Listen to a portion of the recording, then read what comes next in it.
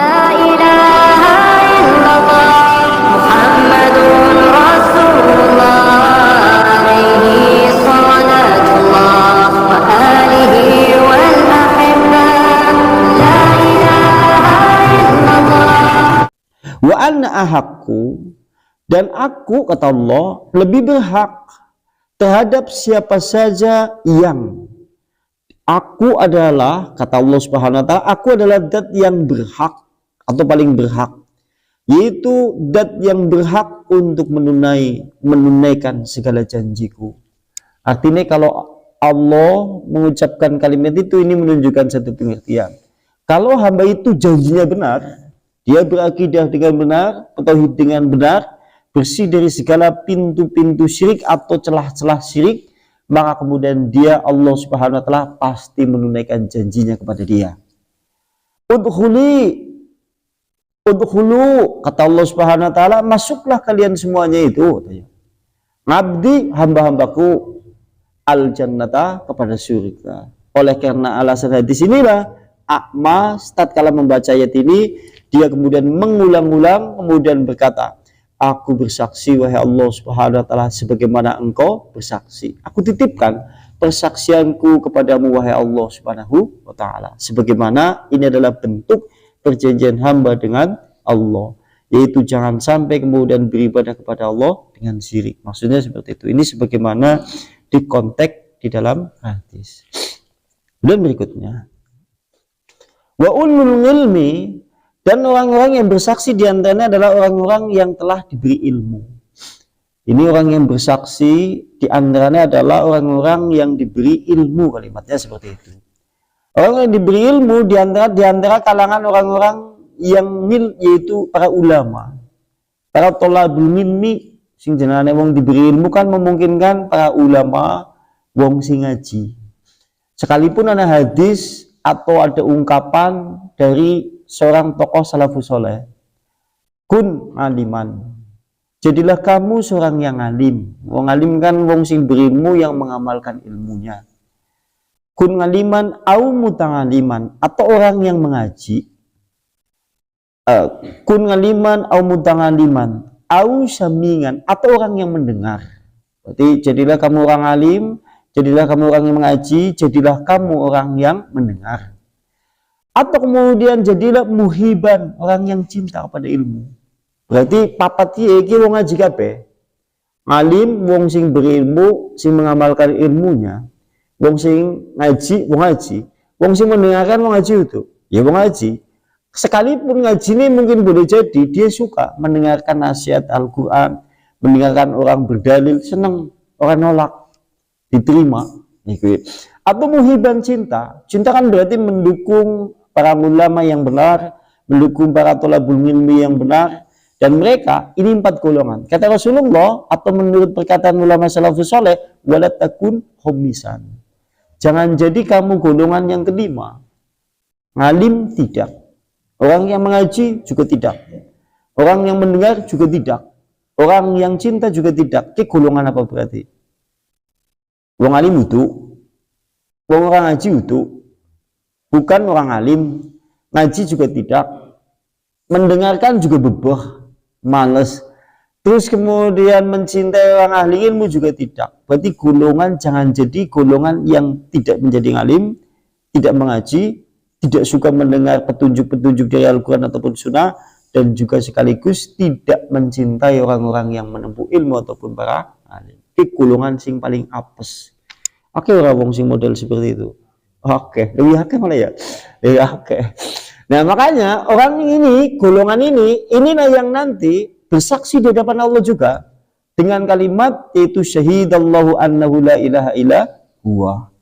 Sekalipun nanti persaksian ada yang ditolak, di antara adalah persaksian orang-orang yang dari golongan orang-orang yang berilmu, dari kelompok ulama, tapi ulama yang syuk. Kemarin kan telah disinggung, ulama dibagi menjadi 3. Satu ulama su, yang kedua ulama kitman, yang ketiga ulama warasatul anbiya. Ulama su ini disebutkan di dalam bahasa kitab. Ulama su kan, su itu artinya jelek, ulama yang jelek. Ini disebutkan di dalam penjelasan di kitab. Ulama yang dimaksud dengan ulama su adalah alladzina qasaddahum minal ilmi at-tanangumi bidunya, yaitu siapapun, yaitu orang-orang yang memiliki tujuan dengan ilmunya itu.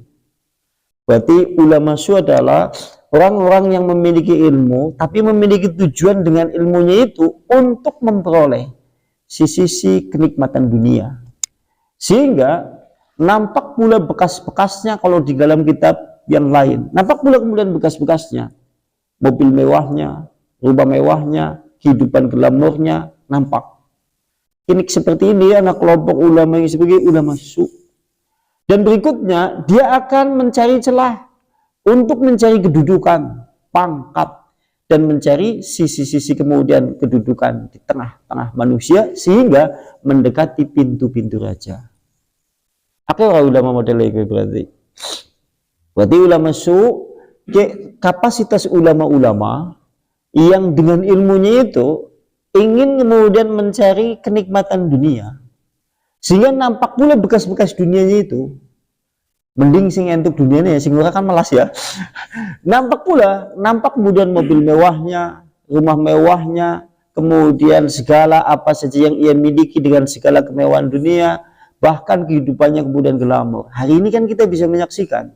Mulanya lucu, kalau ada level ustadz ataupun level ulama koleksi mobil mewah. Aduh. lucu ulama su ya. Dan kalau seperti itu nanti dia akan mencari celah untuk mendekati raja-raja, penguasa-penguasa, dengan bertujuan mencari kedudukan, mencari jabatan, dan mencari kemudian gelar-gelar di tengah kehidupan manusia. Sehingga kalau suatu saat kemudian dia sudah sampai kemudian gila terhadap kedudukan, dia bisa menjual agamanya. Mulanya yang koneksi ada sampai gila terhadap kedudukan, jabatan, nanti dia rela menjual agamanya demi sisi kehidupan dunia, derajatnya di tengah-tengah kehidupan manusia. Banyak enggak model-model ulama yang seperti ini? Akeh nganggo bangun. Dulu ada seorang tokoh ulama salafus soleh. Dan dia itu suatu saat sedang beribadah tawaf di Ka'bah. Ada seorang khalifah yang melihat ulama itu. Nek zaman biyen raja sing nyedeki ulama. Nek zaman sekian ulama sing nyedeki raja. Oleh karena itulah teramat jelek jika ada ulama yang mendekati raja-raja atau penguasa-penguasa. Termasuk bagian dari citra buruk di tengah-tengah kehidupan masyarakat jika terdapat ulama-ulama yang kemudian justru mereka itu mendekati raja-raja. Dalam sejarah Islam, ulama-ulama dulu tidak pernah sedikit pun mendekati raja, tapi raja yang kemudian mendekati mereka. Jangan bedakan dengan mereka. Ada seorang tokoh ulama sedang melakukan ibadah yaitu tawaf di Ka'bah. Khalifah melihat itu. Lantas kemudian Khalifah tatkala melihat itu, kemudian Khalifah mendekat. Lantas kemudian tatkala dia sedang duduk, setelah kemudian tawaf, ulama tersebut duduk, kemudian rajanya itu sama-sama menggunakan pakaian ihram, kemudian duduk di sebelahnya. Sambil kemudian rajanya berkata, "Ya fulan, wahai ulama, kiranya kemudian engkau mau menerima hadiah-hadiah dariku. Kiranya engkau mau menerima hadiah-hadiah, yaitu dariku. Aku bawakan bersama anak buahku untukmu. Baik emasnya, pakaian-pakaiannya, atau bahkan kemudian kuda-kuda pilihan." Kira-kira ulama zaman segi ditawani ini jawab Raksuan. Lantas, bagus ya. Sudah, jazakallah bilang. Lantas dia menjawab. Justru kemudian ulamanya itu menjawab, "Keji sekali engkau wahai raja. Keji sekali mulutmu itu," kata wahai raja. "Tega-teganya kamu ada hamba Allah yang sedang meminta pemilik Ka'bah, sementara kemudian engkau menawarkan dunia kepadaku." Masya Allah ya. Malah dumai deh kayak sampean tegel-tegel yang ngomong, aku kayak gini rumahnya Allah Subhanahu Wa Taala. Aku sedang berada di rumahnya Allah Subhanahu Wa Taala, pemilik Ka'bah, pemilik alam semesta. Kok bisa-bisanya mulut Anda itu tergerak menawarkan kepadaku dunia yang kau miliki, dunia itu yang berasal dari raja-raja dunia. Malah dia ngomong gitu coba. Oleh karena itulah pada saat itu lantas kemudian rajanya itu keluar, menunggu di luar. Oh, boleh jadi mungkin ulamanya orang gelem. Kalau suatu saat dia diberi harta benda dunia, tak kalah di Ka'bah, dintai nang Jabar. Lantas begitu kemudian ulama tersebut selesai tawaf, selesai kemudian ibadah umroh, lantas kemudian ulama tersebut keluar, lantas kemudian buru-buru ulama tersebut mendekat, kemudian berkata, hari ini dan detik ini saat ini pula, tadi kemudian aku tawarkan tatkala kemudian di dalam Ka'bah engkau menjawab demikian. Baiklah, aku seorang khalifah. Hari ini kemudian aku menawarkan kepadamu hadiah-hadiah. Dan hari ini kita berada di posisi di luar Ka'bah, di luar Baitullah. Aku menawarkan kepadamu harta-harta benda dunia, mudah-mudahan kira-kiranya itu kemudian bisa diterima. Dan mudah-mudahan itu mendapatkan keberkahan di sisi Allah Subhanahu wa taala. Lantas kemudian dijawab, bisa-bisanya kamu mengucapkan kalimat seperti itu kepada hamba Allah Subhanahu wa taala yang yakin terhadap Allah Subhanahu wa taala yang memiliki alam semesta. Jika kemudian engkau hendak menawarkan dunia untukku, silakan engkau tawari untukku di tempat selain di dunia ataupun di langit. Wah, jawab apa aja nih terus. Jangan ulama tersebut nek sampean enggak menawani dunia, silakan jenengan cari tempat yang bukan di dunia ataupun di langit. Karena dunia dan langit ini adalah milik Allah Subhanahu wa taala. Iki jenengane level ulama, teman-teman. Sekalipun janjane kalau menerima tidak apa-apa.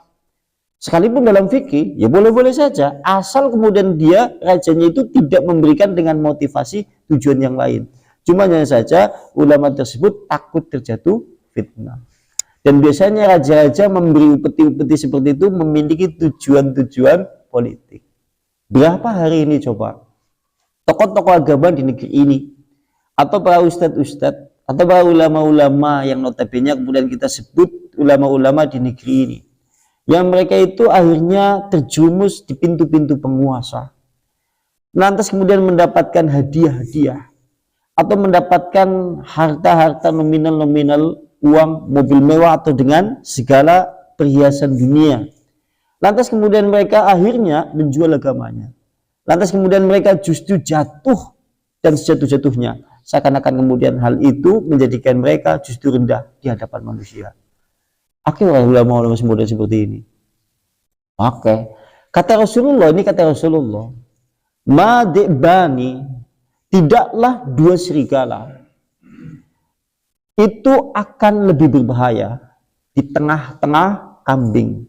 Jadi kambing satu itu di tengah-tengah serigala tidak lebih berbahaya. Lazimnya kan eksanene wedus disokna nang tengah-tengah serigala, serigalanya otomatis memangsanya, mencakarnya, memakan dagingnya, kan seperti itu. Kata Rasulullah, tidak lebih berbahaya di antaranya kalau seandainya ada kambing di tengah-tengah serigala dibandingkan orang yang menjual agamanya demi kedudukan atau demi pangkat di depan pintu-pintu penguasa. Wah, nek ana wong iku ki ngungkuli bahayane serigala sing kerep mangan wedhus. Soalnya apa? Kalau seandainya serigala, tatkala kemudian kambing di tengah-tengah serigala, yang dimangsanya serigala saja. Tapi coba bayangkan saja, kalau suatu saat ulama di depan pintu-pintu penguasa mengendaki jabatan, kedudukan, apa yang kemudian dia mangsa? Kabehan. Bahkan agamanya sekalipun dimangsanya pula, dijual pula dengan harga yang murah. Nah, oleh karena itulah, kalau suatu saat jenis ulama-ulama yang seperti ini, dia bersaksi dengan kalimat syahidallahu annahu la ilaha illa huwa, tidak diterima oleh Allah Subhanahu wa taala. Kenapa? Dia masih kemudian mengorbankan agama Allah untuk sisi kepentingan dunia, dan dia adalah hamba-hamba hawa nafsu. Afara'aitam man ittakhadha ila hawa. Apakah kemudian kau tidak pernah melihat orang yang mempertuhankan hawa nafsu mereka? Naudzubillah summa naudzubillah. Ini yang dimaksud dari kalimat yang disampaikan oleh tafsir. Oleh karena itulah, berarti ulama yang diterima atau para thalabul ilmi yang diterima oleh Allah yang bersih dari segala syirik, bersih dari keyakinan-keyakinan yang batil. Ini maksudnya seperti itu. Di antaranya itu, insya Allah besok pada kalimat inna dinna indallahil Islam. Yang mau ditanyakan tafadhol silakan. Kayaknya hawane mandan lesu dulu. Baca ya.